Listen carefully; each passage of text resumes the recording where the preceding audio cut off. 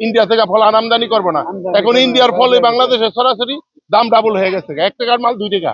English সরকার নেই এখন, থাকাকালীন তো বইলে গেছে আফগানিস্তান আর পাকিস্তান থেকে ফল আসতেছে। লেমু 80 টাকা, 90 টাকা, 100 টাকা। এত দাম হলে কেমনে কিনবো? 25 টাকা 20 টাকা হালি লেমু কিনছে, এখন 100 টাকা। এটা কি কিনা সম্ভব? এই মোটামুটি রমজান আর পর মোটামুটি জিনিস এই জিনিসটার দাম আমি একটু বেশি দেখতেছি। আমার যতটুকু সম্ভব ঠিক ততটুকুই আমি নিব, এর বেশি নিতে যেন না আসি। ক্রেতারা এখন খাওয়া বন্ধ করে দিক, দাম কমে যাইব। তাহলে ক্রেতারা যদি মাথা খারাপ হয়ে যায় তাহলে তো চলবো না। ফলের দাম আরো বাড়ছে, ডাবল হয়েছে।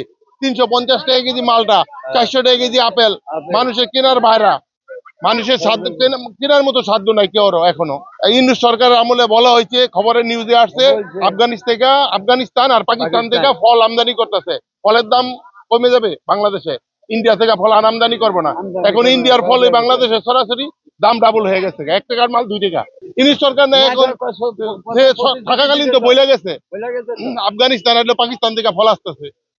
এখন তো আমরা কোনো প্রভাব পাইতেছি না, জিনিসপত্রের দাম ডাবল, সবকিছুর দাম ডাবল। এখন তো নতুন সরকার আসছে, পরিবর্তন হওয়ার কথা, কিন্তু তো এখন তো কোনো কিছুই নেই। বাজার জিনিসের দাম বাড়ছে, আরো কমে নাই, আরো বাড়তেছে। প্রতিদিন কিনছি 40 টাকা, আজকে কিনছি 80 টাকা। এরকম দাম ছিল না, আরো কম ছিল।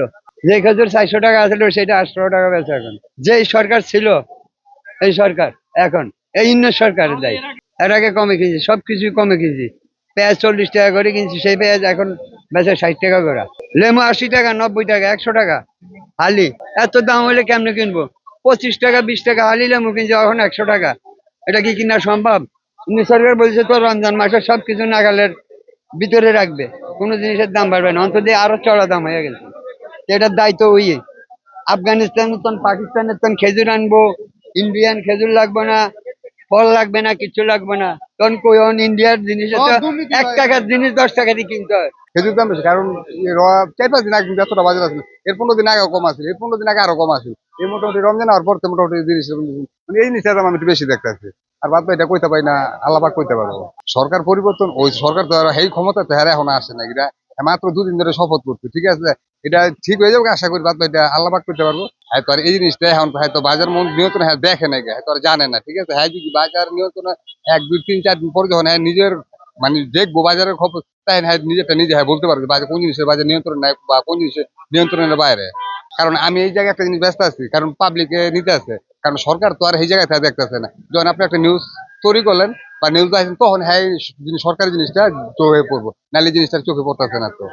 তো মোটামুটি নাগালের বাইরে। যেমন এই বাগুন, এই যে বাগুনটা, এই যে এইটা 40 টাকা 50 টাকা কেজি, আজকে 100 টাকা কেজি বা নিচে 100 টাকা কেজি। তো সাধারণ লোকের এটা জিনিসটা বাইরে না, একটা মানুষের ইনকাম কয়টা দৈনিক। দ্রব্যমূল্যের দাম যেভাবে ছিল ওইভাবেই যেন থাকে, ওই আমাদের তাড়াহুড়োয় যেন এগুলি দাম না বাড়ে, আমরা নিজেরাই যেন দাম না বাড়াই।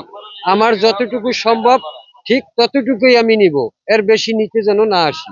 ক্রেতারা বলতেছে দাম বেশি, তাই ক্রেতারা যদি দাম বেশি হয় তাহলে ক্রেতারা এখন খাওয়া বন্ধ করে দিক, দাম কমে যাইব। পরে দাম কমলে পর নিব।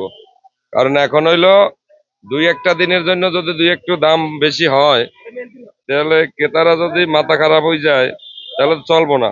চলবো, ওয়েট ওয়েট ওয়েট ওয়েট করতে হবে। এখন হইলো লেবুর সিজন নাই, এই লেবুগুলা অনেক কষ্ট করে আটকে মাটকে রাখছে রমজান মাসের জন্য, রহমতের মাস, একটু শরবত খাইবো এই জন্য।